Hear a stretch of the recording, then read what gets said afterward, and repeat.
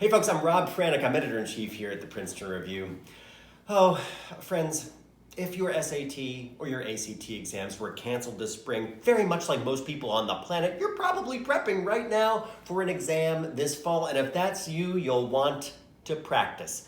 And then practice some more, and practice some more, and practice some more. Folks, if you've joined me for any of these YouTube segments, particularly over the last 3 months of time, you know my feelings on practice tests. They are deeply and importantly valuable. And that advice is likely even more valuable this year because you may only get to take the test once. So you'll want to score as well as you can to help make your strongest possible case for academic admission, merit-based financial aid, of course, academic placements. The value of practice tests themselves abound. So how do you practice? Good question. Step one, you take a practice test. We offer them for free right here on our website, princetonreview.com. But taking the test itself is really just the first step. For the test to really help you, you need to know what to do with it. And that, my friends, is what we're going to be talking about on this segment today. After you take the test, it is time for step two, which is go through and score it. Look at what you got right and really look at what you got wrong and ask yourself, are there patterns here? Did you tend to struggle with algebra questions or vocabulary questions or big picture reading questions? Did you get more questions wrong at the beginning of the section before you got the rhythm of the test down? Did you have to guess on a bunch of easy questions at the end of a section because you got caught up on a hard question earlier on? Friends, if you take a practice test with us, our score reports break down each section by question type. So you can really get a good sense of your strengths and of course your weaknesses. And you can also see how important a given topic is by the number of questions in that category. So if you didn't do so well on questions about similar triangles on your SAT, you'll see that there are only a whopping 6 geometry questions on the SAT in its entirety, and likely only a small chance of those are going to be about similar triangles, so that's not an area that you need to focus on too much. That said, there are often 6 to 8 transitions questions on the writing and language, so that is an area that is well worth focusing on if you're struggling. Friends, knowing what presented the greatest challenges and what is most important on the test itself will help you focus your prep. And that brings us to step 3, which is dig deep and pay attention to the reasons why you got questions wrong. Folks, this may seem obvious, but be that as it may, it is also one of the best learning tools to the path of true mastery, and that is academic power, my friends, and it feels good. So you need to ask yourself, did I get them wrong because you weren't able to solve them? Because you weren't able to solve them because you ran out of time? Because you had to guess entirely? Folks, spending the time determining where you went wrong is invaluable. Did you make a silly mistake?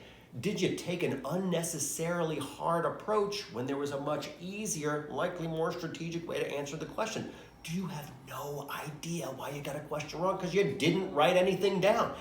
You should also do, of course, this analysis for questions that you got correct, but you struggled with. Maybe you got down to 2 answer choices on a tricky punctuation question and you got lucky. Now's the time to really pin down what you knew and what you didn't know, what worked and of course what didn't work. It is a fabulous tool here. The most fabulous in the quiver is going to be a review based on explanations. Of course, it is best to first try to figure out your own problem, what went wrong yourself, and diagnose it. But if you're stuck, or even after you've figured it out, check out the explanations.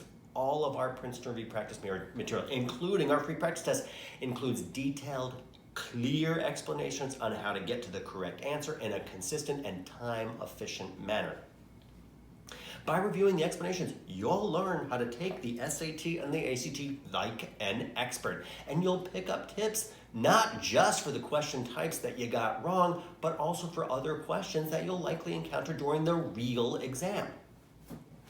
After reviewing the test, you'll need to be ready to move on to that last and final step, and that is step 4, make a plan.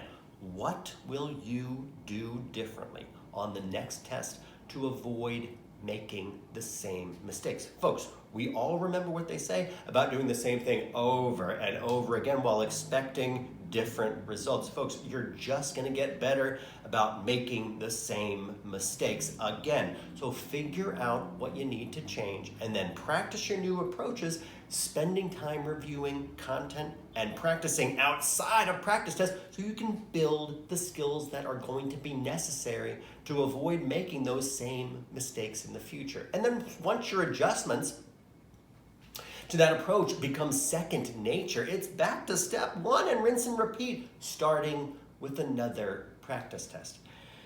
Folks, this should go without saying, but I'm going to say it anyway. You shouldn't be aiming to take a practice test every day. You can relax here, friends. Instead, you'll need to give yourself time to complete all the steps to squeeze the most benefit out of every practice test that you do take. The takeaway here, folks, is that you should know what you got wrong, and you should know why you got it wrong. You should keep track of each of your errors and then work to correct them. For maximum impact, make sure to start with the areas of focus that are the biggest part of the test, and don't spend time drilling on skills that you already have and that are already strong. That could be great for life if you're a talented musician and you need to practice, but on the SAT, you're not going to achieve transcendental levels of algebraic manipulation.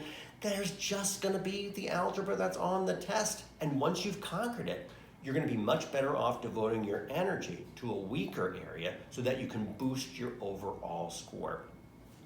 That's how you can make each practice test count, and ultimately how you improve your score overall. Again, folks, I'm Rob Franek. I'm Editor-in-Chief here at the Princeton Review. Remember to subscribe to our channel for the latest tips and strategies on exams and admission and financial aid and a whole lot more. If there's a topic that you'd like our team to cover, please leave us a comment here and we'll do our level best to do just that. Best of luck on your exams. Please know that we're always rooting for you. Take care. Bye.